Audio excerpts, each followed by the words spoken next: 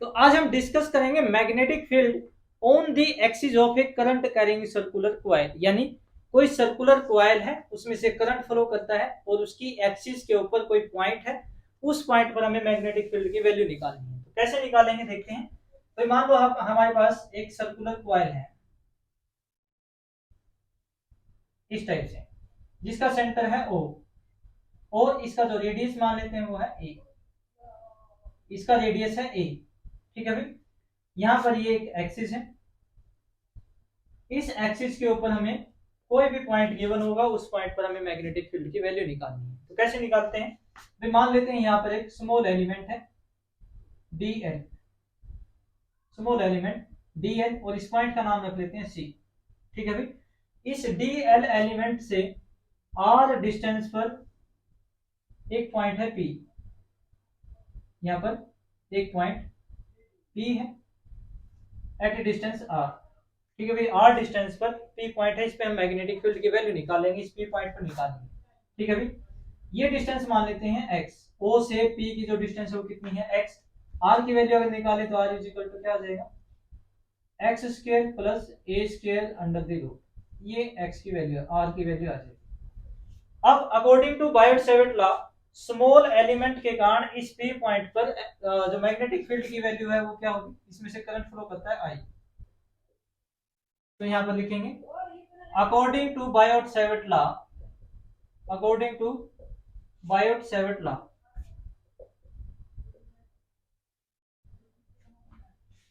Magnetic field at C, magnetic field at point C, at P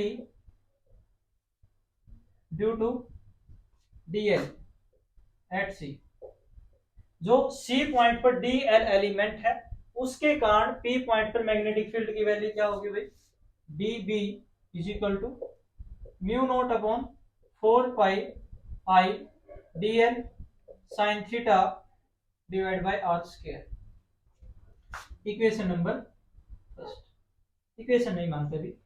अब dl और जो ये r है, इन दोनों में जो एंगल है वो लगभग 90 डिग्री है। जैसे वैसे सर्कुलर कॉइल है, इसके ऊपर ये पोजीशन वेक्टर r है, तो यहाँ पर इन दोनों में एंगल कितने डिग्री का होगा, लगभग 90 डिग्री का होगा। तो यहाँ पर इन दोनों के बीच में जो एंगल है वो कितना होगा, theta is equal to 90 degree. तो dB इज इक्वल टू क्या लिख सकते हैं हम इसको, mu naught upon 4 pi I dl sine 90 divide by r square. Sine 90 1 होता है, इसको यहाँ पर लिखें या ना लिखें, ठीक है भाई। साइन 90 की वैल्यू कितनी होती है, 1 होती है। उसके बाद r की वैल्यू कितनी है, x square plus a square under root, r is equal to क्या हो जाएगा, x square plus a square.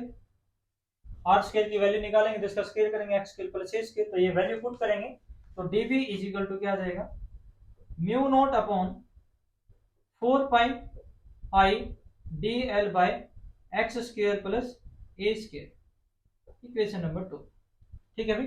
अब ऐसे ही इस P पॉइंट पर, यहां पर हम इसके अपोजिट, बिल्कुल अपोजिट, ये जो C पॉइंट है इसके अपोजिट एक D पॉइंट मान लेते हैं। यहां पर एक स्मॉल एलिमेंट लेते हैं सेम लेंथ का, dl लेंथ का। इस dl एलिमेंट के कारण इस P पॉइंट पर हम मैग्नेटिक फील्ड निकालेंगे, तो ये डिस्टेंस भी कितना होगा भाई, x square plus a square under the root. ये डिस्टेंस भी सेम रहेगा क्योंकि इसके बिल्कुल अपोजिट है। ये डिस्टेंस a है तो ये x है, तो r की वैल्यू क्या रहेगी, यहाँ पर भी x square plus a square. अब इस P पॉइंट पर इस dl के कारण मैग्नेटिक फील्ड निकालेंगे। तो मैग्नेटिक फील्ड ड्यू टू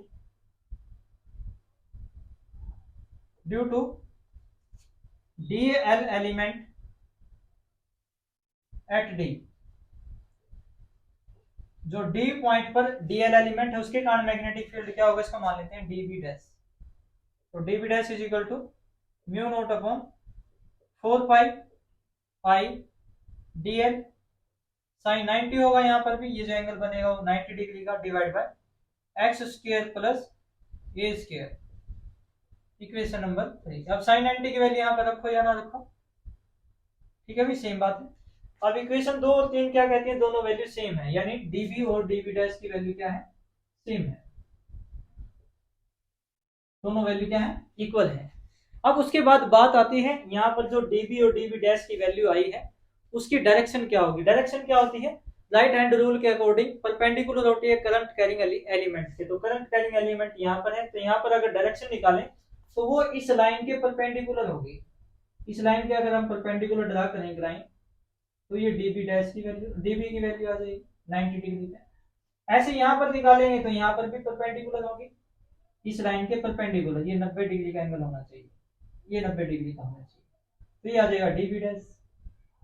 ठीक है भाई, तो ये तो हमारी x एक्सिस है, ये हमारी y एक्सिस है। ठीक है भाई, ये x एक्सिस है, ये y एक्सिस है। अगर ये एंगल फाई है तो ये एंगल भी कितना होगा भाई, 5 डिग्री होगा, क्योंकि इधर से भी सेम डिस्टेंस पे, इधर भी सेम डिस्टेंस पे, तो दोनों तरफ एंगल कितना बनेगा, 5 डिग्री का बनेगा। अगर ये एंगल फाई का है तो ये एंगल भी आपका फाई का ही होगा, ये एंगल भी आपका फाई का होगा। ठीक है भाई, क्योंकि इन दोनों के बीच में 90 डिग्री है, इन दोनों के बीच में 90 डिग्री है। जितना ना इसको रोटेट करोगे उतना ही इसको रोटेट करोगे, तो ये इस एक्सिस के लॉन्ग आ जाएगा, ये इस एक्सिस के लॉन्ग आ जाएगा। तो जितना एंगल ये है उतना ही एंगल ये है, तो दोनों एंगल 5 हो जाएंगे। अब डीबी को रिजोल्व करेंगे इसके कंपोनेंट में, तो ये इधर क्या होगा, डीबी कोस 5, और ये कंपोनेंट क्या होगा, डीबी साइन 5। ठीक है, ऐसे ही इसको रिजोल्व करेंगे तो ये कंपोनेंट क्या आएगा, db डैश कोस 5, और ये कंपोनेंट क्या आएगा, db डैश साइन 5। ठीक है भाई, इस तरीके से याद रखना है।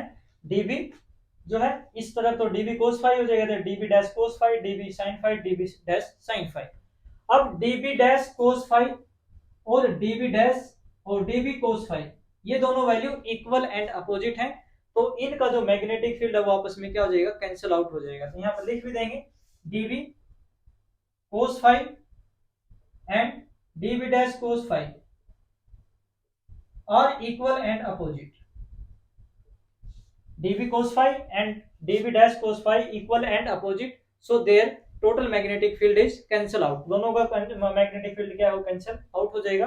अब जो टोटल मैग्नेटिक फील्ड आएगा वो किसके कारण आएगा, db sin 5 db dash sin 5, यानी साइन कंपोनेंट आपस में ऐड हो जाएंगे। तो टोटल मैग्नेटिक फील्ड जब हम निकालेंगे तो यहां से कैसे निकालेंगे, total magnetic field on the axis is equal to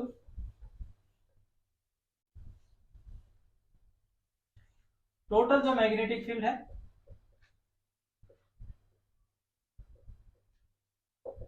total magnetic field किसके कारण आएगा, P is equal to integration of db sin 5 या db डैश sin 5, दोनों वैल्यू db डैश और db क्या है, इक्वल है, db लिखो या db डैश लिखो एक ही बात है। तो टोटल मैग्नेटिक फील्ड हम कैसे निकाल सकते हैं, db sin 5 के जितने भी कंपोनेंट होंगे उन सभी को हम आपस में ऐड कर देंगे। ये दो कंपोनेंट है, तीसरा होता है उसका भी db sin 5 ऐड होता है, चौथा होता है उसका भी, फिफ्थ होता है उसका भी, सभी का ऐड हो जाएगा। तो db sin 5, तो b is equal to integration, db की वैल्यू पुट कर देंगे यहां से, mu naught upon 4 pi i dl by x square plus a square into sine 5। ठीक है भाई, अब आपको इसमें इंटीग्रेशन करना है, तो इंटीग्रेशन कैसे करेंगे वो देखिए। तो सबसे पहले तो हम यहाँ पर साइन 5 की वैल्यू निकालें। साइन 5 क्या होता है, परपेंडिकुलर बाय हाइपोटेन्यूज, 5 के सामने परपेंडिकुलर वैल्यू कितनी है, a है, और हाइपोटेन्यूज कितना है, x square plus a square under the root, x square plus a square under root को हम पावर की फॉर्म में 1/2 से लिखते हैं। तो यहाँ पर वैल्यू पुट करेंगे साइन 5 की, तो b इज इक्वल टू क्या हो जाएगा, mu naught upon 4 pi integration i dl sine 5 की वैल्यू पुट कर देंगे, a upon x square plus a square की power 1/2 divide by x square plus a square. ठीक है भाई, इसकी पावर 1 है, तो ये दोनों पावर आपस में, यहाँ पर 1 पावर है, यहाँ पर 1/2, तो टोटल पावर कितनी हो जाएगी, 3/2। तो b is equal to mu naught upon 4 pi i a d l by x square plus a square, total power कितना हो जाएगा 3/2। ठीक है भाई। अब हम क्या करेंगे, इसमें से जो कांस्टेंट वैल्यू है जो चेंज नहीं होती है उनको बाहर लिख लेंगे, जो चेंज होती है उसको बाहर लिखे, मतलब इंटीग्रेशन में लिखेंगे। तो क्या हो जाएगा ये, तो total magnetic field V is equal to mu naught upon 4 pi I a by x square plus a square की पावर 3/2। इंटीग्रेशन में बचेगा खाली डी एल, इंटीग्रेशन में क्या बचेगा भाई, डीएल बचेगा। अब इंटीग्रेशन ऑफ डीएल का मतलब होता है total length of circular coil. भाई सभी डीएल को अगर ऐड करें तो टोटल लेंथ ऑफ कॉइल आ जाएगी। तो यहाँ पर इंटीग्रेशन डीएल का मतलब टोटल लेंथ ऑफ कॉइल, और जो टोटल लेंथ ऑफ कॉइल है वो किसके बराबर होगी 2 पाई आर। आर की जगह यहाँ पर क्या है, रेडियस ए है, रेडियस हमने यहाँ पर ए दिया है। तो यहाँ पर टोटल मैग्नेटिक फील्ड क्या हो जाएगा, B is equal to mu naught upon 4 pi I a by x square plus a square, total power 3/2 into dl की वैल्यू क्या रखेंगे 2 पाई ए। ठीक है, इसको सोल्व करके लिख देंगे, mu naught upon 4 pi 2 pi I A square by x square plus a square की पावर 3/2। ठीक है भाई। अब इसमें दो केसेस आते हैं, स्पेशल केसेस क्या होंगे वो लिखेंगे। एक केस तो ये हो सकता है भाई, केस 1, जब पॉइंट पी सेंटर पे लाई करता हो, लाइज एट सेंटर। ठीक है भाई, जब पी पॉइंट जो है वो सेंटर पे लाई करता हो, यानी जो पी है वो सेंटर पे आ जाएगा, तो एक्स की वैल्यू क्या हो जाएगी इस केस में 0। अगर एक्स की वैल्यू यहां पर 0 पुट करें तो ए की पावर कितनी बचेगी 3 बचेगी। तो बी इज इक्वल टू आ जाएगा mu naught upon 4 pi 2 pi A square divide by x की वैल्यू 0, तो ए की पावर बचेगी 3। ठीक है भाई। तो ए स्क्वायर से ए स्क्वायर कैंसिल हो जाएगा, तो क्या वैल्यू आएगी mu naught upon 4 pi 2 pi by a, 2 pi I भी है यहाँ पर आई, तो आई भी लिखेंगे। ठीक है, ये सेम वैल्यू हमने वहां पर निकाली थी सर्कुलर कॉइल के केस में। ठीक है भाई। तो एक केस तो ये था। दूसरा केस, जब ये पी पॉइंट जो है वो बहुत ज्यादा दूर होगा, तो उस केस में हम क्या करेंगे, एक्स स्क्वायर को ए स्क्वायर को नेग्लेक्ट कर देंगे ए स्क्वायर के कंपैरिजन में। तो यहाँ पर ए स्क्वायर को अगर हटाएंगे सेकंड केस में, तो यहाँ पर एक्स की वैल्यू कितनी हो जाएगी 3 हो जाएगी। तो सेकंड केस क्या है, बी इज इक्वल टू क्या आ जाएगा, उसको देख लेते हैं इसको। सेकंड केस,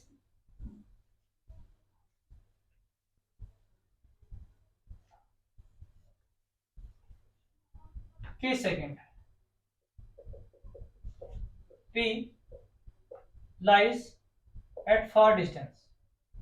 जब बहुत दूर डिस्टेंस पर लाई करता हूं, तो उस केस में क्या होगा, x is greater greater greater than a, तो a स्क्वायर को नेग्लेक्ट कर देंगे। तो नेग्लेक्ट भी कहां होगा भाई, in comparison to x square, इसके कंपैरिजन में सिर्फ यहाँ पर इसको नेग्लेक्ट करेंगे। तो b इज इक्वल टू आ जाएगा mu naught upon 4 pi 2 pi I a square divide by x की पावर क्यूब। ये मैग्नेटिक फील्ड की वैल्यू आ जाएगी जब पी पॉइंट जो वो बहुत ज्यादा डिस्टेंस पर हो रेडियस के कंपैरिजन में, यानी इसका रेडियस छोटा हो और पी पॉइंट ज्यादा डिस्टेंस पर हो। तो ये था magnetic field on the axis of circular coil, current carrying coil के एक्सिस के ऊपर हमने मैग्नेटिक फील्ड की वैल्यू निकाली। ठीक है भाई, अभी के लिए इतना ही, धन्यवाद।